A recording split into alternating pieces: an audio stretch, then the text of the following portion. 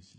Oui, bonjour. Alors, je m'appelle Monsieur Benlik Fares. Je suis le responsable administratif de la société Inrest Fiber. En fait, pour résumer la situation actuelle de l'entreprise et les difficultés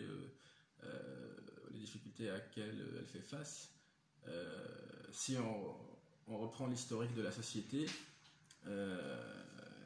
Carora Fibre, elle a été liquidée le 23 mars 2020 et Monsieur Al-Kadmi, le nouvel investisseur qui a repris la société par jugement à la date du 1er avril.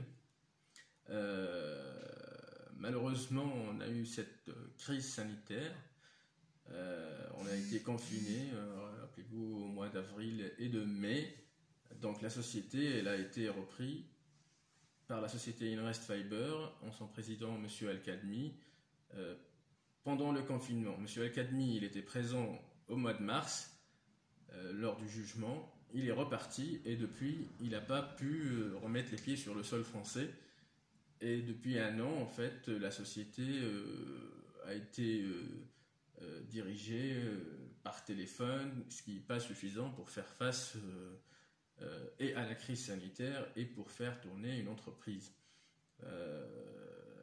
Aujourd'hui, on se retrouve dans une situation difficile où les salaires du mois de mai ne sont pas payés.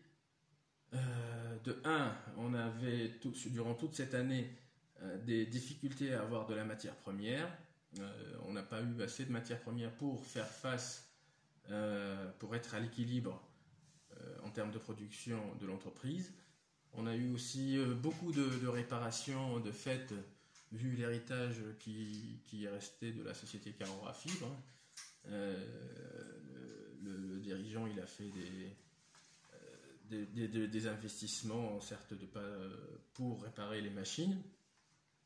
On est arrivé petit à petit.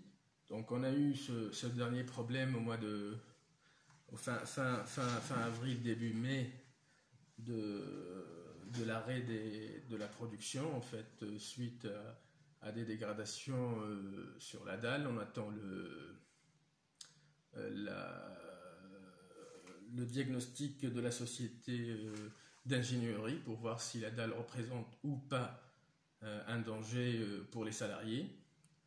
On a eu aussi fait des réparations par rapport aux sécurités, où il y avait certaines machines où la sécurité n'était pas aux normes. Ça a été réparé. Et dernièrement, les deux dernières semaines, on a fait le diagnostic des installations électriques pour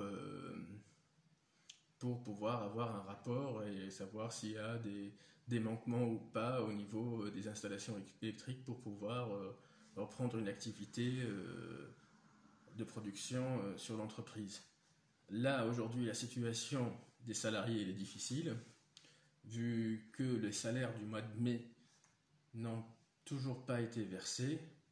En début de semaine, l'investisseur, malgré son absence et malgré le fait qu'il ne peut pas être sur place, il a fait l'effort d'envoyer de l'argent pour couvrir ces charges-là. Mais cela n'a pas empêché qu'une requête a été envoyée par le procureur de la République pour l'ouverture d'une procédure collective pour la mise de la société en redressement. Donc l'audience aura lieu le lundi 6 juillet, il me semble.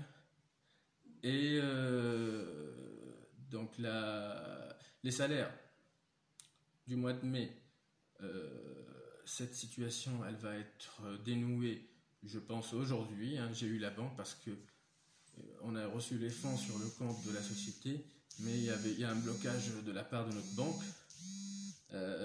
Notre conseillère m'a écrit par mail que cette situation sera débloquée. Donc je rassure les salariés qu'on va avoir les salaires du mois de mai.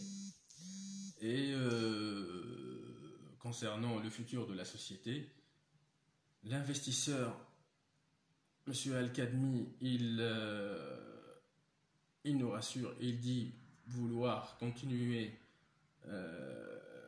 cette activité.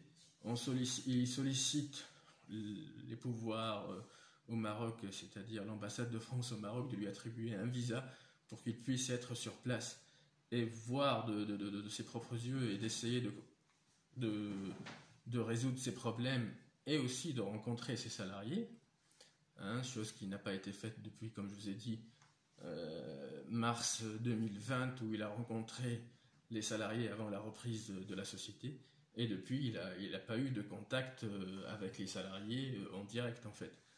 Et on a eu quelques réunions par téléphone, mais ce n'est pas suffisant. Et même quand il y a eu des problèmes dans l'usine, parce que lui il est président et il est propriétaire de la société, c'est-à-dire relayer des problèmes par téléphone, c'est pas suffisant. Donc le fait qu'il soit sur place, c'est très important pour lui.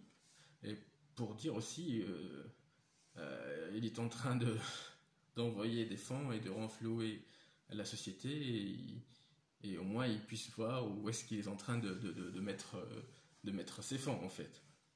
Donc il y a toujours la volonté de continuer l'entreprise. Oui, donc vous l'avez eu vous aussi également au téléphone, et il vous a dit que lui, effectivement, il a la volonté que la société continue à vivre et à prospérer, espérons. Donc, je ne sais pas si vous avez d'autres questions. Non, c'est bon pour nous. Merci. Je vous en prie, merci à vous.